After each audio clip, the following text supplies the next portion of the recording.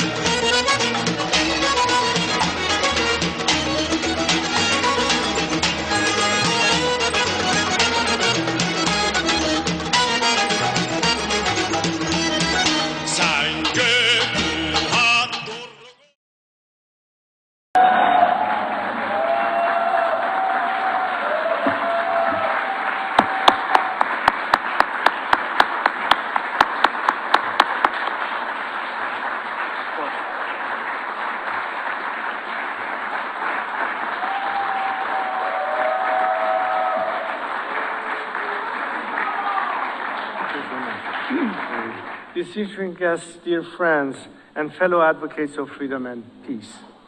It is an honor to receive the Nixon Library's Architect of Peace Award.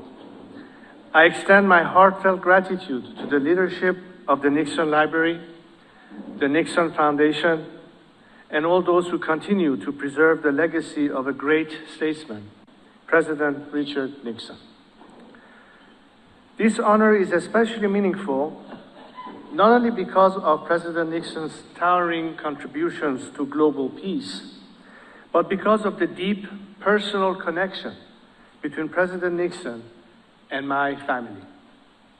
Tonight, as we reflect on the legacy of peace and diplomacy, we also recognize that standing for what is right sometimes requires standing alone, something President Nixon understood better than most. When we think of President Nixon's legacy, we naturally recall his groundbreaking foreign policy, his bold decision to open relations with China, his efforts to ease tensions with the Soviet Union through détente, and his tireless work to secure peace in the aftermath of Vietnam. But President Nixon's vision extended beyond the immediate concerns of his time. He saw the Middle East as a vital region, one that held the key to stability in an increasingly interconnected world. And it was President Nixon who best understood the vital role Iran played in securing peace and security in that region. Iran, under my late father's leadership, stood as a pillar of stability in the Middle East. My father, the late Shah, worked tirelessly to build a modern, progressive Iran, a nation where economic growth, education, and development could flourish.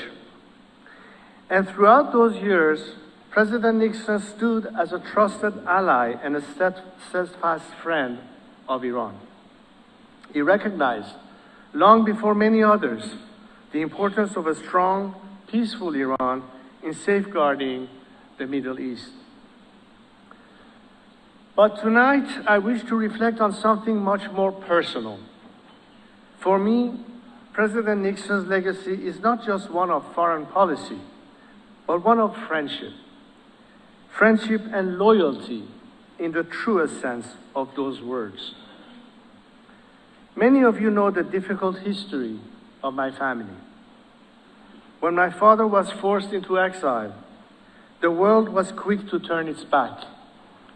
Those who once relied on his leadership, vision, and even patronage found it easier to abandon him at his moment of need. Yet, amidst this desertion, one man remained. That man was President Nixon.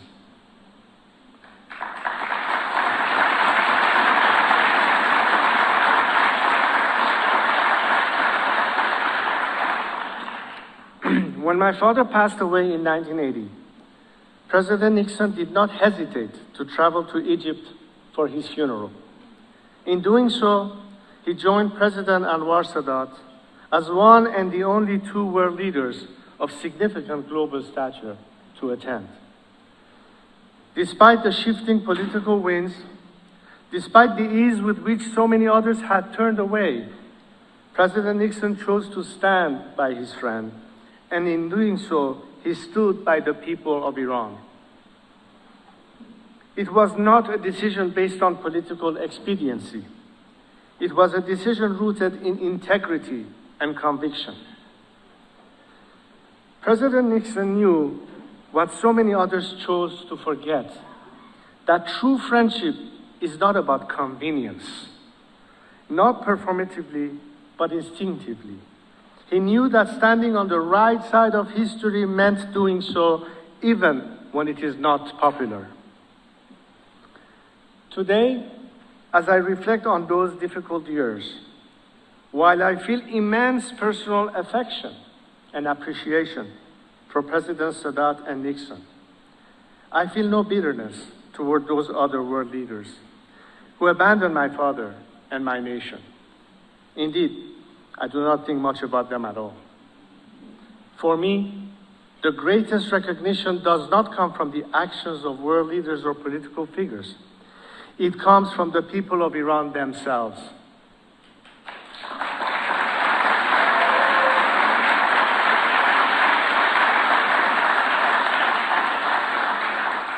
Today, in the streets of Iran, people chant the name of my father.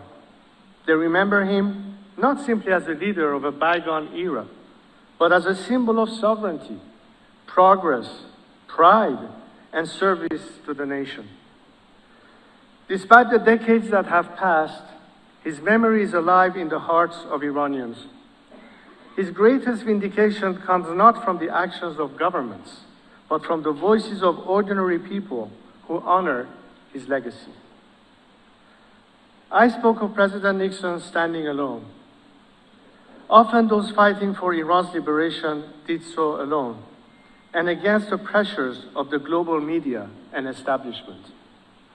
Even today, those pressures continue. But today things have changed, because those ordinary people who honor my father's name do so not just out of nostalgia. Those ordinary people, millions of them across my country, are extraordinarily brave, because they are not just hoping for the better future my father believed they deserved. They are fighting for it.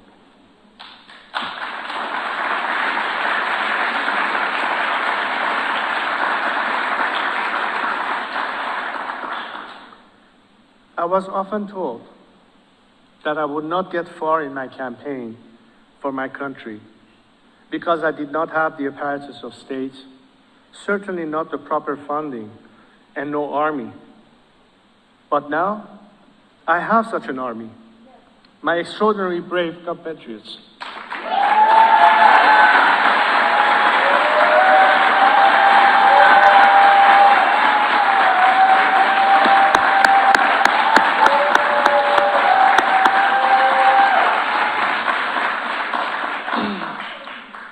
And having once worn my nation's uniform, there's no one I stand more proudly side by side with than the people of Iran today. And I will stand with them until victory.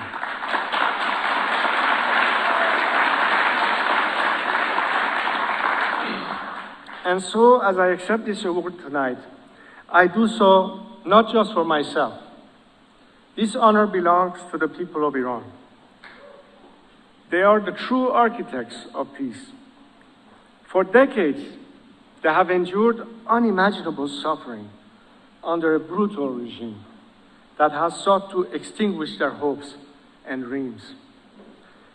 Yet, despite everything, they continue to rise. They continue to fight for the realization of our great civilization. Their sacrifices are not too often ignored on the world stage. But tonight, through this recognition, the Nixon Library is shining a light on their courage and resilience.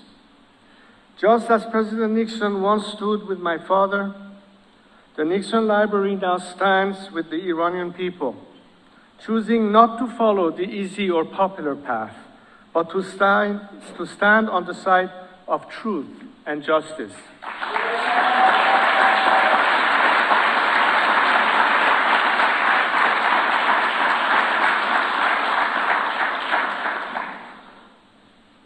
For over 4 decades, the people of Iran have been engaged in a struggle for their most basic human rights.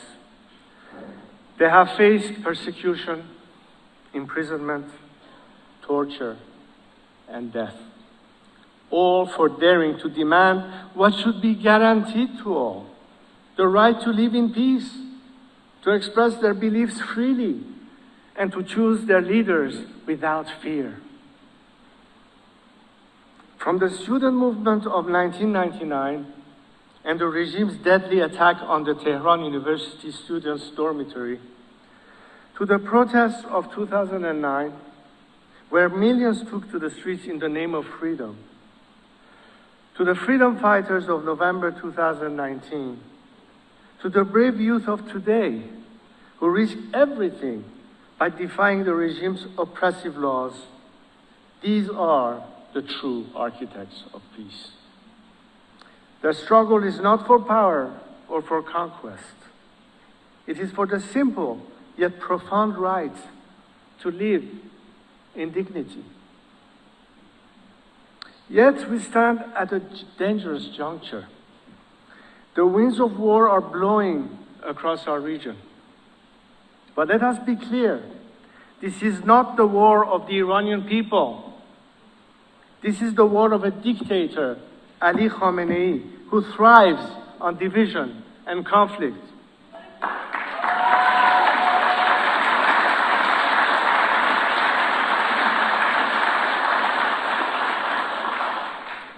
The Iranian people do not seek war.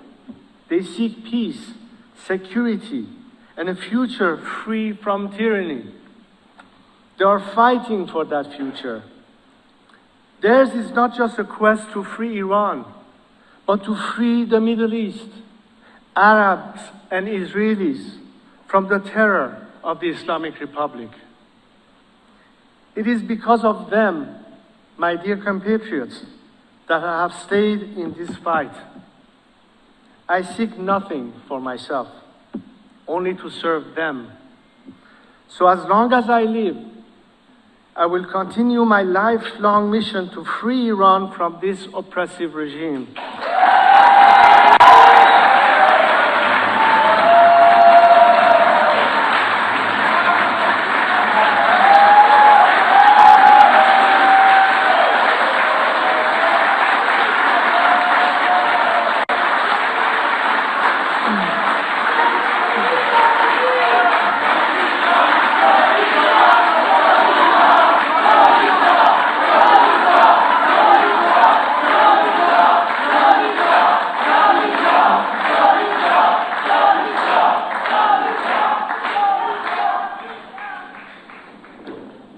I will do everything in my power to ensure that the future of Iran is one of peace, democracy, and justice. We are on the cusp of change, and I remain committed to doing my duty to my country and my people. I will work tirelessly to oversee and ensure that Iran undergoes a peaceful and secure transition to a secular democracy, one where every citizen can be as an equal, free from any form of discrimination.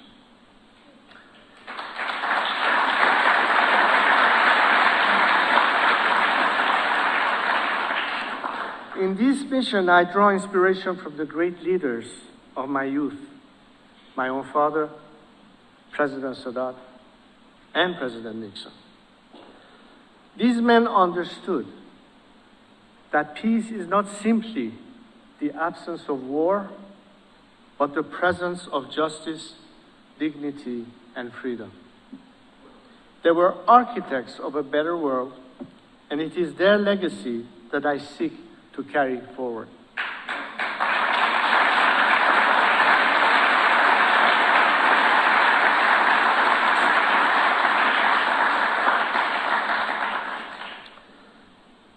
President Nixon's vision for a peaceful and secure Middle East remains as relevant today as it was during his presidency.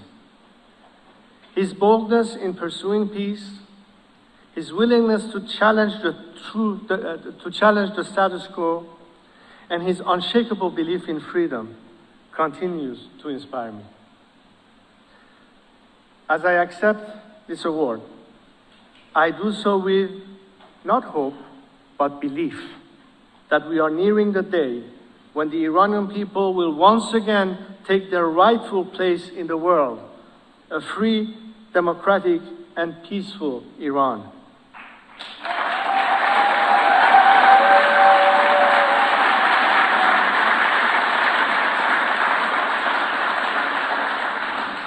This is the future we seek. This is the future we will achieve. Thank you again for this profound honor.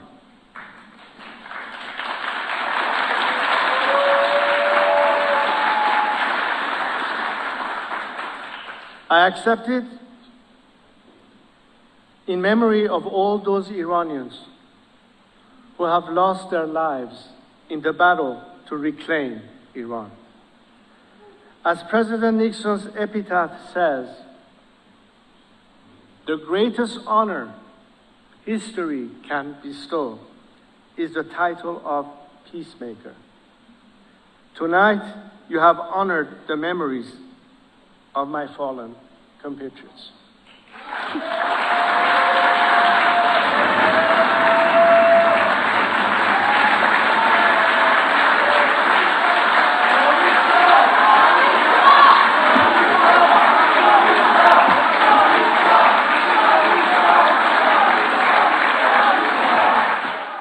در 15مین کنگره حزب مشروطه ایران تلویزیون پارس، خبرگزاری تلویزیونی پارس با گروهی از میهمانان و برنامه‌گذاران مصاحبه هایی کردند که با یکی دو تا از آنها نگاه میکنیم. بینندگان عزیز، در کنار آقای بهمن امیرحسینی عزیز هستیم که چند روزی از واشنگتن دی سی به لس آنجلس آمدند و خیلی خوشحالیم که شما رو امروز در یک چنین روز تاریخی می‌بینیم. خواهش می‌کنم، سپاسگزارم. من هم متشکرم که این وقت رو در اختیار من گذاشتید.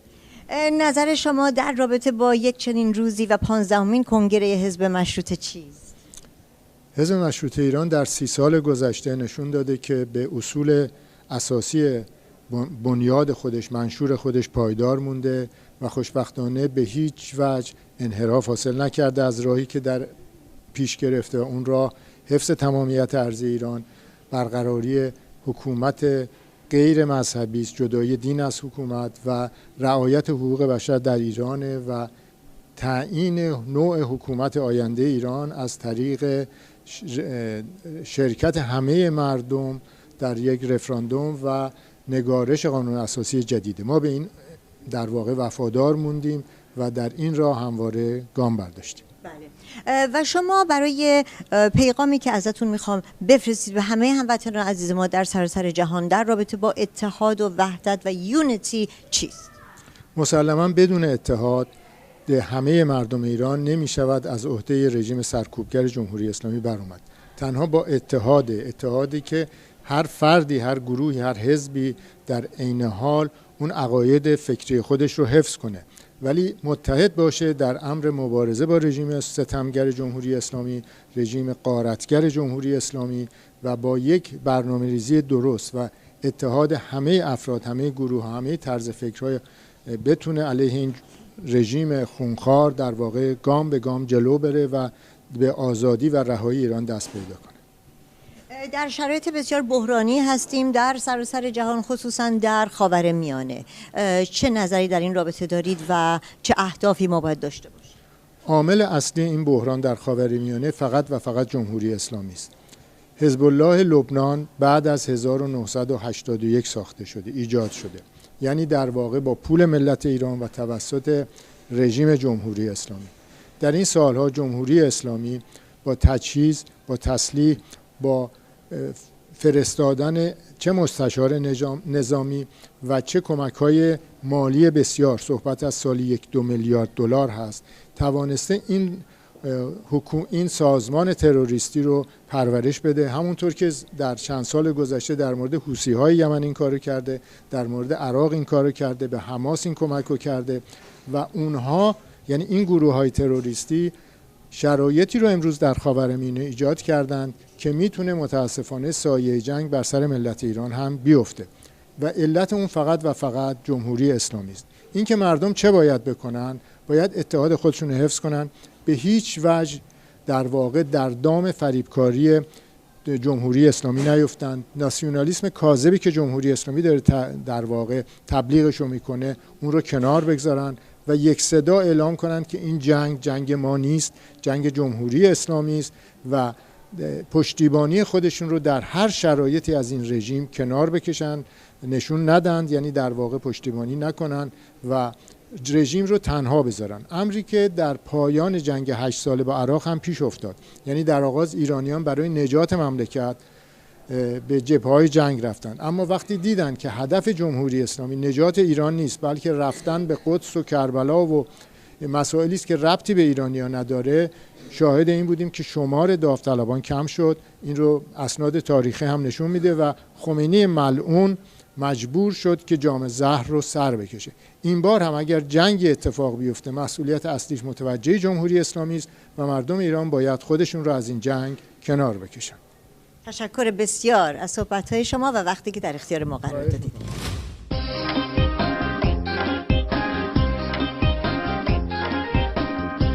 9 آبان جنوب تهران، شادی مردم در همه ایران. چراغونی چهارراه مولوی، روز میلاد رضا پهلوی.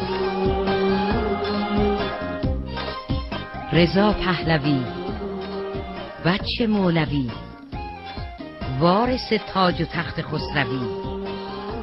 انتظارمون روز شاهیته، سرفرازیمون پادشاهیته.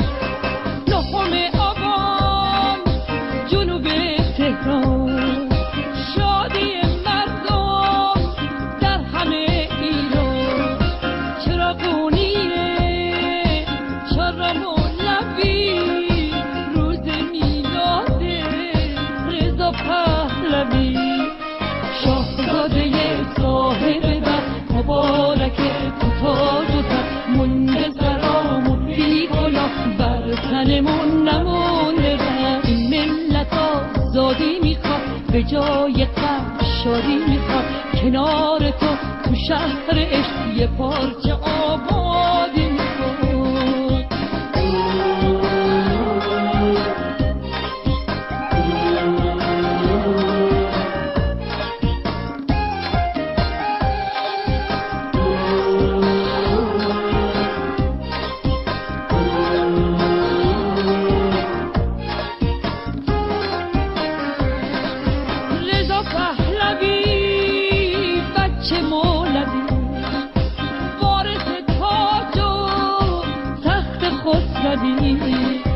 انتظارمون روز شاهیته سرفرازیمون پادشاهیته. شاهزاده صاحب بخت مبارکه تو تاج و تخت مونده ترامون بی کلاه بر تنمون نمونده رفت. این ملت آزادی میخواد به جای غم شادی میخواد کنار تو تو شهر عشق یه پارچه آبادی میخواد. یه پارچه آبادی میخواد.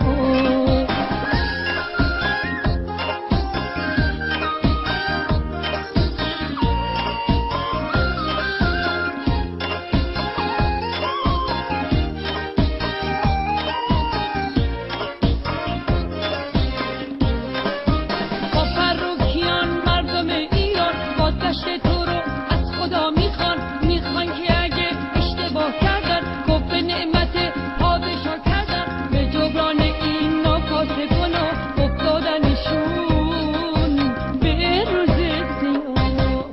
تو رو تا کاخ شاهی ببرن دست خدای ایران بسپارن. ملتی هنوز جون پناه کن با دل عاشق چشم راه کن. اعتبار تو اعتبار ما سودمان تو افتخار ما سودمان تو افتخار ما.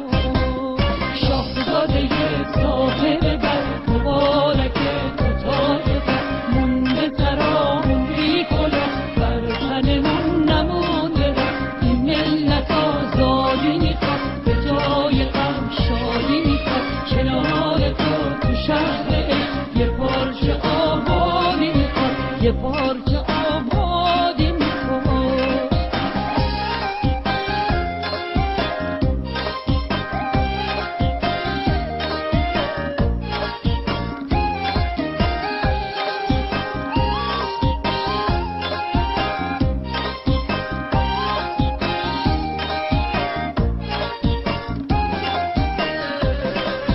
رضا پهلوی بچه مولوی وارث تاج و تخت خسروی. انتظارمون روز شاهیته سرفرازیمون پادشاهیته.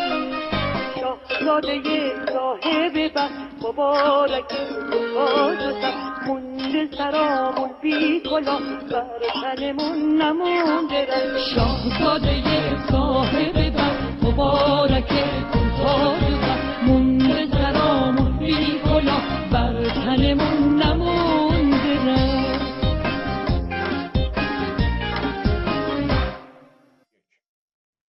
بله بینندگان گرام، در اینجا به تکه هایی از سخنرانانی که در کنگره 15 حزب مشروطه ایران در هفته گذشته در لس آنجلس در این کنگره سخنرانی کردند با نگاه میکنیم و گوش قرار میدیم.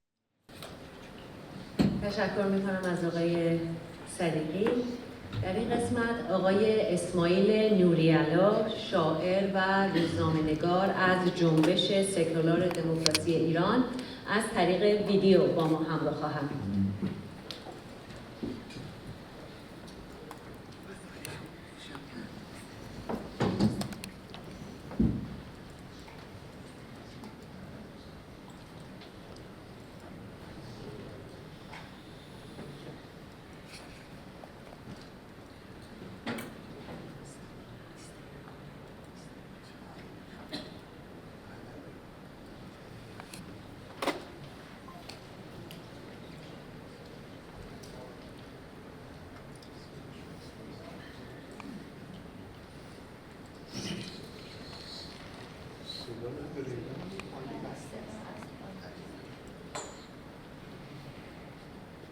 یا قرار خواهند گرفت.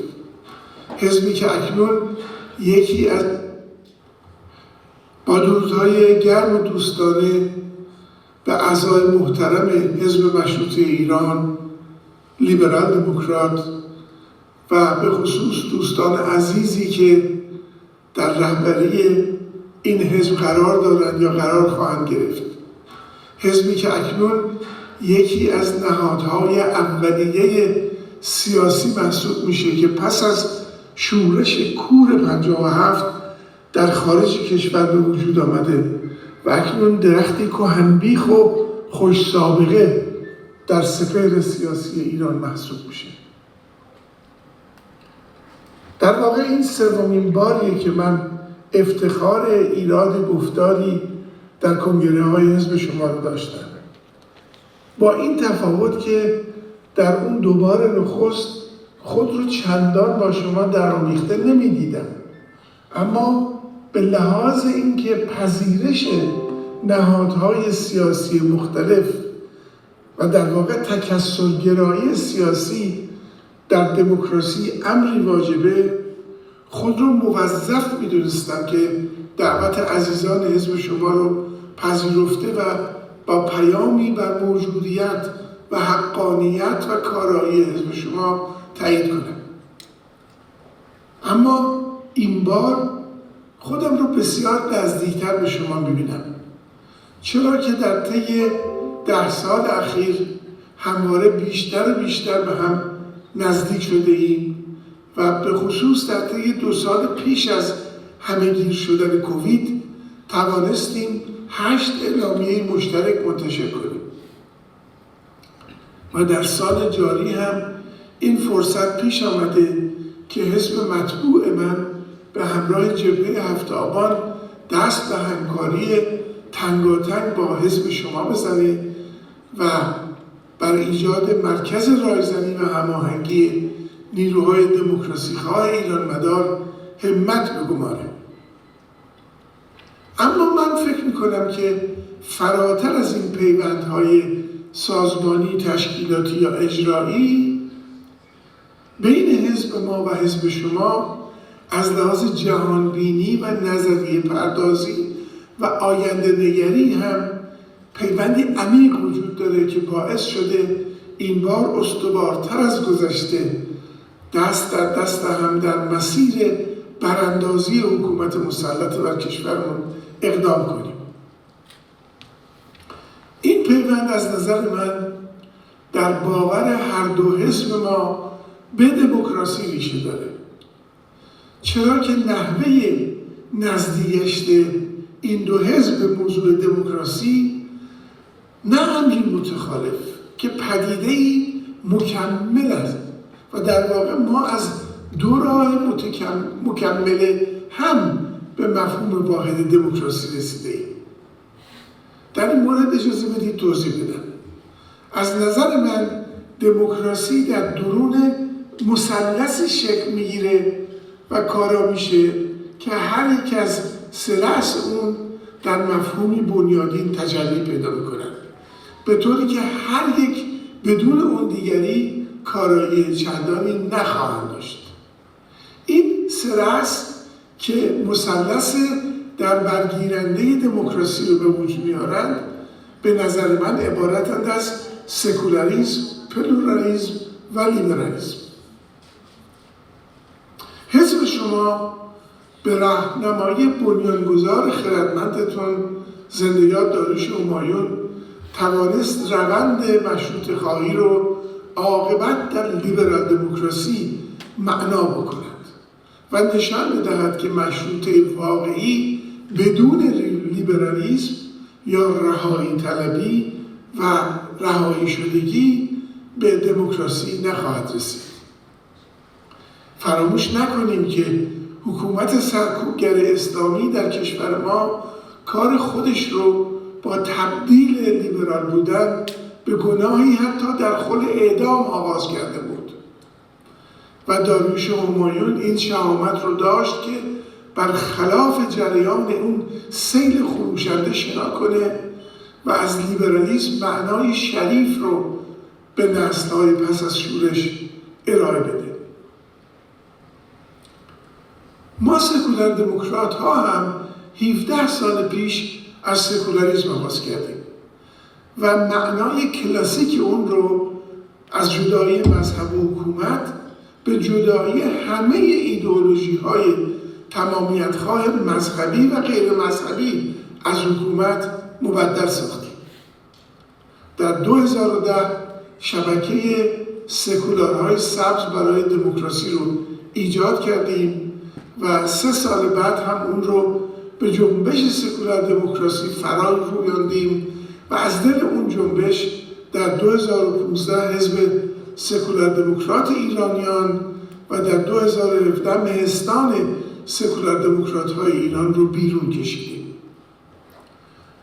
باور ما به ضرورت سکولاریسم دموکراتیک با باور شما به لیبرالیسم دموکراتیک فاصله اندک و تنها از باب نقطه شروع داره. نکته مهم در این مورد اونه که سکولاریسم ما برای باز کردن راه پلورالیسم به معنی شرکت همه شهروندان ایران در امر حکومت کوشش میکنه و لیبرالیسم شما این شهروندان رو رها از قید و بند ایدئولوژی های تمامیت خواه میخواد و در نتیجه هر دوی این نگریش ها به معنای پذیرفتن واقعیت پلورال یا رنگارنگ و آزاد همه جبهه‌های سیاسی و فرهنگی ایران مدار و همه تفکراتی است که مجموعاً از دل جامعه آزاد آینده ایران باغی از گل‌های گوناگون و رنگارنگ به وجود خواهد آورد. بدینسان از اونجا که سکولاریسم و لیبرالیسم در باورشون به دموکراسی پلورال همریشه هستند، میتوان آنها رو دو همراه جدا ناپذیر دونست.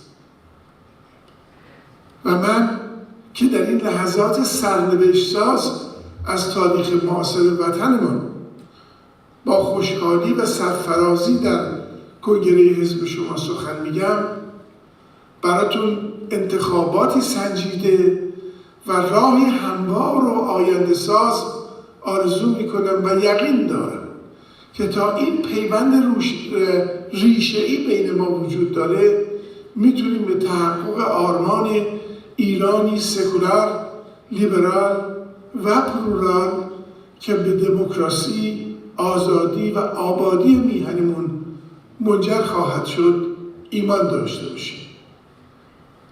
پاینده باد ایران، سرفراز باد همه نیروهای ایران مدار.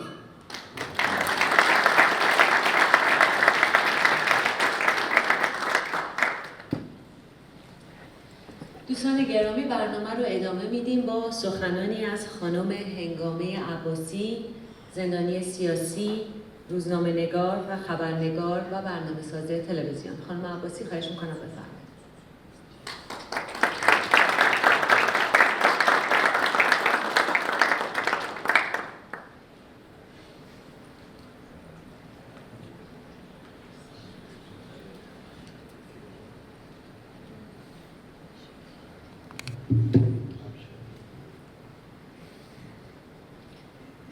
درود میفرستم خدمت همه شما عزیزان. ریاست محترم کنگره حزب مشروطه ایران لیبرال دموکرات، اعضای حزب و مهمانان گرامی، از اینکه در این دوران دشوار و پرتنش در میهنمان حزب مشروطه ایران لیبرال دموکرات کنگره خود را برگزار می‌کند، نشان باور راسخ رهبری و اعضا به دموکراسی و آرمان‌های حزب مشروطه است. جمعیت سوسیال دموکراسی برای ایران که در عرصه‌های گوناگون با حزب شما همکاری دارد و در پیمان همکاری نیز همراه نیروهای دیگر برای تشکیل همبستگی ملی در جهت گذار از جمهوری اسلامی تلاش می‌کند، از دعوت و حضور در این کنگره کمال خرسندی را دارد و امیدوار است که همکاری و تلاش مشترک ما برای رسیدن به ایرانی آزاد و آباد ادامه یابد. جمعیت ما برای حزب شما آرزوی موفقیت و پیروزی در راه دموکراسی، آزادی و بنیانگذاری ایرانی بدور از استبداد را دارد. موفق و پیروز باشید.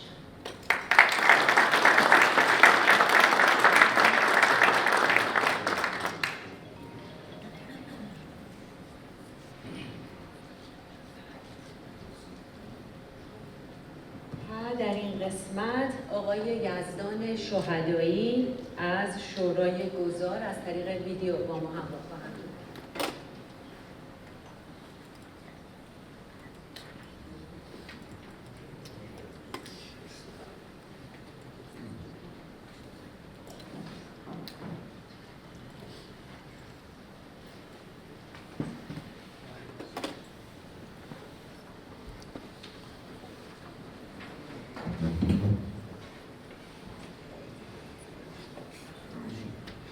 جناب آقای پاشایی، دبیر کل محترم، اعضا و یاران گرامی حزب مشروطه ایران لیبرال دموکرات، اجازه می‌خواهم از طرف همبندان شورای مدیریت گذار برپایی 15مین کنگره حزب شما را تبریک و شادباش بگویم و برایتان موفقیت آرزو کنم. کشور عزیز ما روزهای سختی را می‌گذراند. جدا از تمامی بحران‌ها و رنج‌هایی که حکومت اسلامی در این 45 سال گذشته بر مردم ما روا داشته، همکنون با سیاست‌های جنگ طلبانه و ماجراجویانه و ستیز با جهان کشور ما را در آستانه یک جنگ تعمیری قرار داده است. جنگی که هیچ ربطی به ملت ایران ندارد. در چنین شرایطی تلاش برای به زیر کشیدن حکومت اسلامی با اراده و به دست شهروندان ایرانی برای نجات کشور به یک وظیفه ملی اجتناب ناپذیر تبدیل شده است. نقش حزب مشروطه ایران در این لحظات حساس تاریخی در دفاع از آرمان‌های انقلاب مشروطیت و پایبندی بر ارزش‌های لیبرال دموکراسی بسیار حائز اهمیت است. ایفای چنین نقشی بار مسئولیت بزرگی را متوجه حزب شما کرده است. مشروطه نوین ایرانی بایستی مدافع پیگیر استقرار دموکراسی، پلورالیسم سیاسی، رفع تبعیض و پذیرای چهره جدید و متنوع ایران آینده باشد. ما امیدواریم تلاش برای ایجاد همبستگی ملی و آغوش باز برای همکاری با همه نیروهای دموکراسی خواه ایران همچنان سرلوحی کار حزب مشروطه ایران قرار بگیرد. شورای مدیریت گذار امیدوار است در کنار حزب شما برای گذار از کلیت نظام اسلامی و استقرار یک دموکراسی پارلمانی سکولار و برای ساختن ایرانی آزاد، یک پارچه و دموکراتیک که پایه‌های حکمرانی مدرن ایران آینده هستند، همکاری‌های خود را توسعه ببخشد. در پایان جا دارد و اجازه می‌خواهم که با ذکر نام سروان خلبان خسرو بیت‌اللهی، همبند عزیز حزب مشروطه، یاد او را در کنگره 15 حزب شما گرامی بداریم. با گرمترین درودها به اعضای حزب مشروطه ایران و تلاش بیشتر برای آزادی و دموکراسی در آینده دستان شما را به گرمی می‌فشاریم. شورای مدیریت گذار.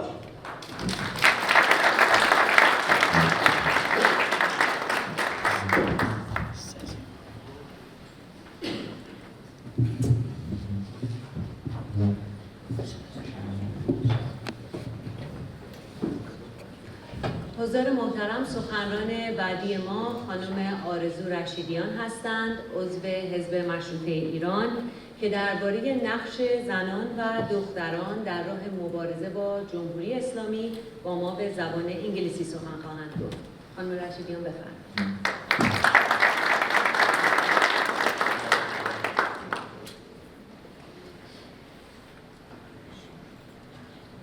Good afternoon, everybody. I always like to at least include an English-speaking version in all of the work that we do, especially with CPI. First of all, thank you everyone for joining the Constitutional Party of Iran Liberal Democrat Conference today. We remember Mr. Beytullah, one of my mentors in this conference.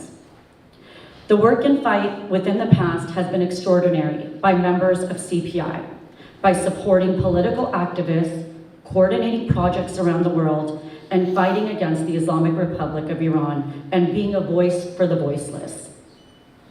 CPI has helped coordinate some of the largest protests against the Islamic Republic of Iran, and one in particular right here in our hometown, Los Angeles, where we had the honor to have Crown Prince Reza Pahlavi attend this historic event.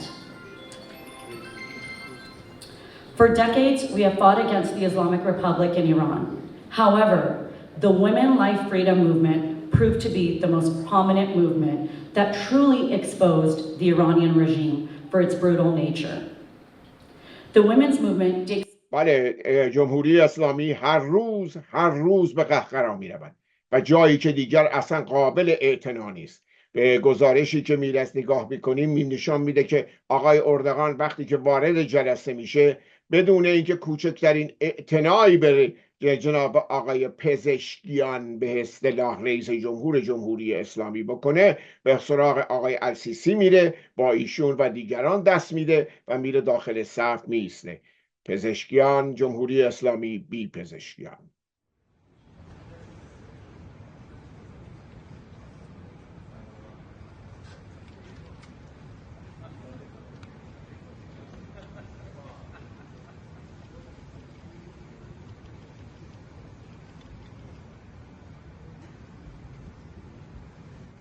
با تشکر از شما که بیننده برنامه ما بودید. در اینجا وقت برنامه امروز ما به پایان میرسه. به خاطر داشته باشید فردای ایران، فردای آزادی، فردای خوشبختی و فردای پیروزی است. و امید روزی که همه با هم از بلندای البرزگو سرود فتح بخوانیم. به خاطر داشته باشید خدای ایران یار و یاور ماست. تا هفته آینده شما را به خدای ایران می‌سپارم.